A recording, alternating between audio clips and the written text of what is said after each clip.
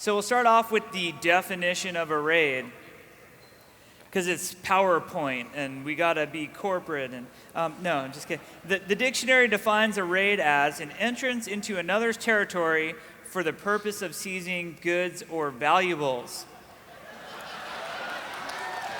So we know exactly why you guys are raiding. Don't think for a second that we're ignorant to that.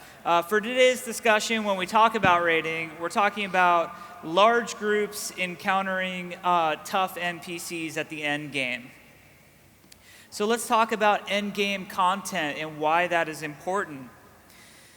We don't have experience loss in World of Warcraft, and heat only rises. All of our player characters, anybody who buys World of Warcraft and starts playing, they're only going to level up. We also have to give players something to aspire to. There's a lot to be said for that moment when you're sitting in Orgrimmar as a newbie and somebody runs through in like all raid gear and you're like, wow, that guy must be so powerful.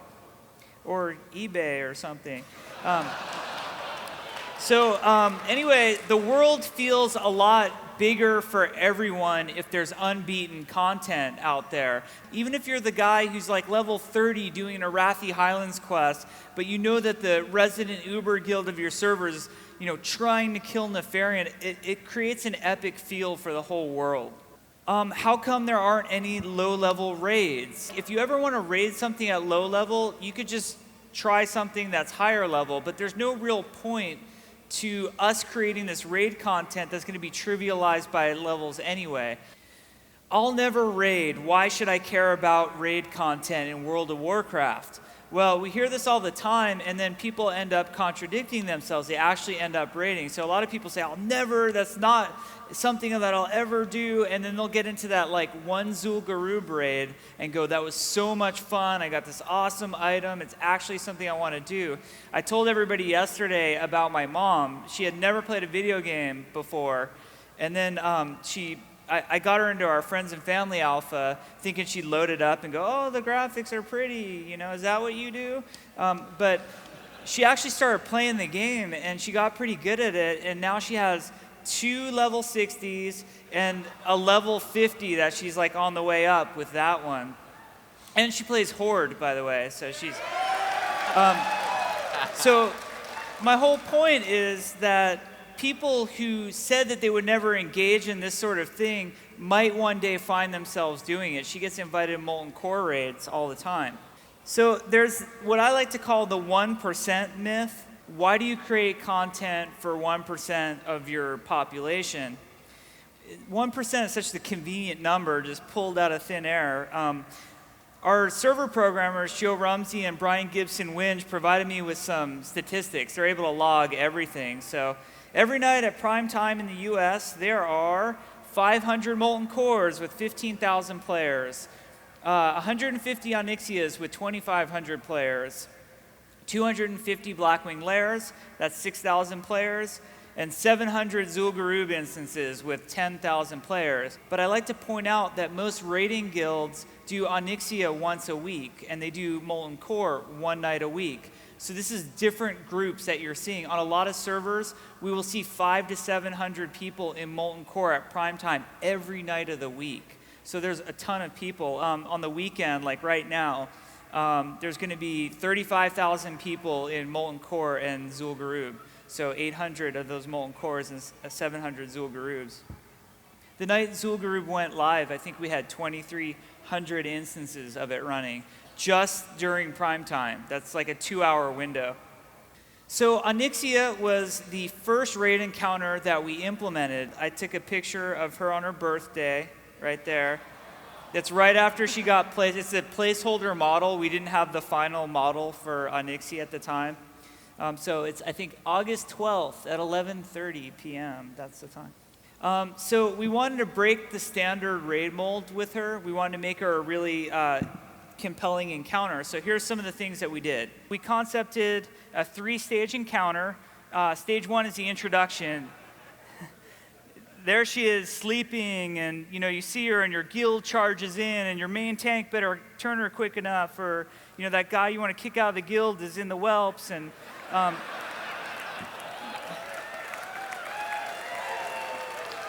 And just kick the guy out already, you know? He's just absorbing loot. Anyway, so then, we thought it was cool. You were fighting on Nixia. Oh, wow, she looks awesome. We're all in the right place. We wanted to mix it up. Let's have another stage where everybody changes roles. So, and also it was like this challenge to us, like, can we make her fly? And we did. So Onyxia flies. And then stage 3 is the all hell breaks loose stage. And that's where everybody better do the right things at the right time. So kind of like the grand finale. When we're making a raid encounter, we sit down and constantly ask ourselves, what is each class doing right now? If I'm a druid, what am I doing? Am I healing? Is there something for me to hibernate? If I'm a rogue, am I going to get ripped apart by the AE? If I'm a warrior, am I single tanking this or off tanking? We have to ask ourselves, what is each class doing? We never want to approach a raid from too far back and too big picture that we forget what it's like to be an individual player at that encounter at that time. So we also try to mix things up, and I think Onyxia is a good example of that, or like the Razor Gore encounter. We don't want everything to be like this 30-minute snooze fest of, okay, here we go, everybody start doing DPS and healing, and that's all you're going to do for the next 30 minutes, because there's just nothing interesting about that. And we also don't want one boss to feel just like the next boss. So if you look at Molten Core, compare Magmadar to Lucifron. Within any raid dungeon, we also want the fights to feel very different. We don't want them to all feel the same. So we always have a duration in mind before implementing an encounter. Sometimes we come close to hitting these durations, sometimes we're way off. As an example, for Valenstraws, our whole vision for that encounter is that it would be a 2-minute fight. Or actually 3 minutes is the real timer, because then you're screwed. So pacing is important in these fights. We don't want it ever to feel like something is dragging out. And if it ever feels like that, then we've done something wrong and we need to go back and fix it somehow. We want to challenge the players so they feel a sense of accomplishment. This is a real tricky one. You can turn that knob of difficulty up on the players. If you ratchet it up too high, it creates a lot of frustration on the player base. We try to make it challenging, but not too challenging at the same time. And then we constantly want to raise the bar on ourselves. And what I mean by this is come up with new encounters that we hadn't done before. So like in our dungeons, we come up with guys like Arcadus, which is this awesome titan who's, bringing guys out of stone form all around the room. And then we get to our raid encounter. It's like we have to do something a little bit more than that. This slide I call SMART.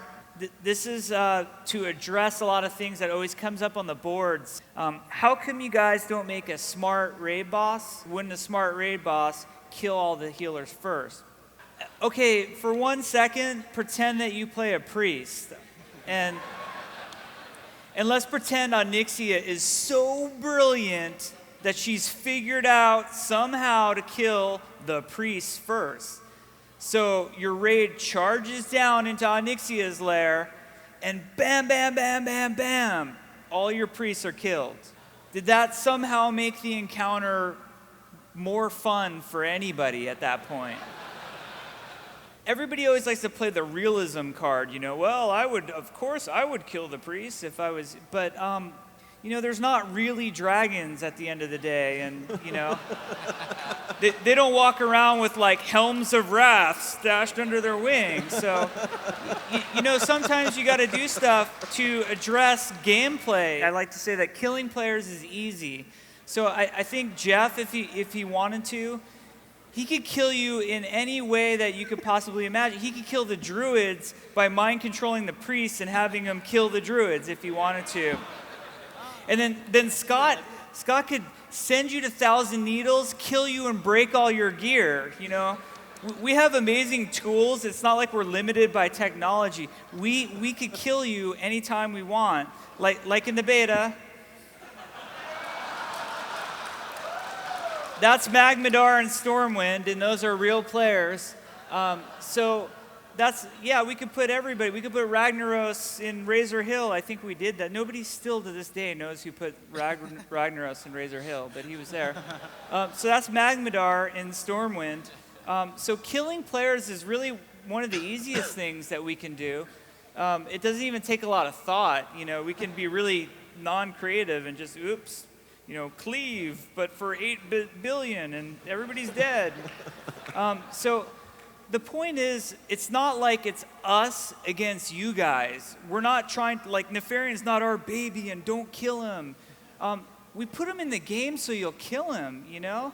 Like, we want you to kill our raid monsters. We put loot on them because we expect you to kill those things. So you have to get away from this assumption that we have to have content that we just don't want the players to beat. We want you to beat our encounters, but we want the encounters to challenge you in a fun and creative way. We want you to, as players, to walk away and say, we really had to work on our strategy. We didn't get it on the first try. You know, maybe we didn't even get it on the first 2 weeks of trying, but we were able to, you know, unify as a raid and beat this thing. So challenging players in a fun way is the designer's challenge. That's what we have to come up with. So this brings us to our next slide. These are raid creatures and who kills what the most. In one day, Valenstraws killed 24,000 people. And then you have the Bloodlord with 11,000 people and Fire Maws at like 10,000. And I threw some other stuff in there, like on the low end of the scale is the Rizashi Adder. That's like one of the snakes in Zul'Gurub. 4,000, the Firewalker, which is just funny. Like, I love watching people pull those, you know. Like, make the Paladin pull the Firewalker. I'm serious, too. It's like, anyway. As comparison, the Gadgetzan Bruiser is weighing in there, so maybe we should put purple loot on that guy or something. He's earning his keep, goblin style. Also, the Defias Pillagers. I like to point out that the Alliance is not easy mode. Anybody who's been level 14 in Westfall, yeah. It's hard, man. Moonbrook, they're like, you see 4 of them start at once, and you're like, oh, God. Sentinel Hill. So even with the best individual skilled players, and you put us all together in the same raid at Blizzard, and we suck. We are a great player. We made the game. We made the encounter. We know the strat. We have awesome loot. But we don't play together like every day like you guys do. And we also, you know, we don't care about like DKP and all of this. We're not looking, when we engage a raid encounter, you'd be surprised at what a psychological difference that makes on a raid. So as an end result, we suck when we play as a raid as a whole, and we spaz out and we die like crazy. Oh my God. We had that one guy we're trying to do Hakar. We're testing him. And we know the strat. Jeff made up the encounter, and Jeff's telling us what to do, and he's like, all right, guys, just don't remove, you know, the curse, whatever you do. And this dude is just spamming, you know, and he's like, when we want the curse removed, we can't get it removed. But this one time, this guy, just everybody stripped of it. And sometimes things occur on production realms that cannot be simulated in-house. So a lot of the testing that we do is not actually on a production realm, but on our own personal servers. But so then we try to test it on the PTR too, and I'll get to that in a little bit. So a lot of players wanted a Blackwing Lair kept off the PTR. So players wanted the sense of competition and surprise revealed by keeping Blackwing Lair off the PTR. So we did that, but we felt like ultimately the zone was not tested as thoroughly as it needed to be, and it suffered for that. And for that, we apologize. We make mistakes. We never claim that we're infallible, and we learned from that. So as all of you guys know, we followed it up right away with Zul'Gurub. We put it on the test server, and we feel like it was a pretty solid zone when it came out. Relatively few bugs there. WoW was in alpha/beta for over 1 year, and our current patch turnaround cycle is somewhere from 3 to 8 weeks, and this includes development and testing. That's a really short period of time. WoW was so polished when it came out, the 1 to 59 game, because we had a long time to work on that content and make sure it's solid. Well, you take something like a zone like Blackwing Lair, under tremendous demand from the player base to get it out as quickly as possible, And it sort of puts an extra burden on us to make sure that we get extra testing or whatever. I just want to remind everybody that these patch cycles are extremely fast compared to normal development. So sometimes that causes us to let a bug here and there slip in, and we try to fix those as quickly as possible, obviously. I'll just finish up with looking at the big picture a little bit. Our goal is to have enough content to keep a full-time raiding guild busy each night of the week for a week. For the expansion, we want to deliver a menu of raid content. Kind of the way that raid content has worked out so far in WoW has been very linear, and we feel like this causes a lot of problems. And then finally, bigger is not always better. What I'm talking about is raid size. Even hardcore raid players, and I know lots of them, and I am one myself, appreciate a smaller raid. Adding more people to a raid does not make it better somehow. All it does is make us turn to math to go, okay, we've got to ramp the DPS up, and then they've got to ramp their character, power up, and it kind of does this whole inflation of the game that's not necessary.